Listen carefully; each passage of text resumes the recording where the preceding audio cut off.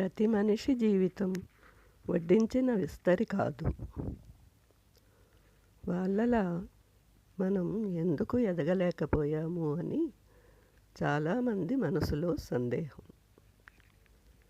ఎన్నో అవమానాలు, మరెన్నో చేత్కారాలు ఎదుర్కొన్నా పట్టు వదలకుండా చేసిన ప్రయత్నాలే ఈరోజు వాళ్ళని ఉన్నత స్థానాల్లో నిలబెట్టాయి.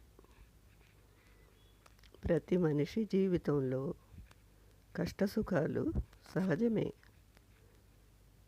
కష్టాల కడలిని ధైర్యంగా ఎదురీదడమే వివేకం.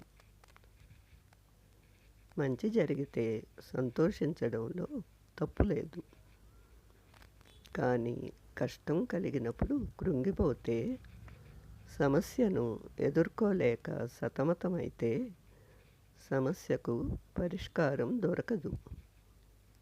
ధైర్యంగా ఉన్నప్పుడు మాత్రమే ఎంతటి సమస్యనైనా ఎదుర్కొని విజయం సాధించగలం.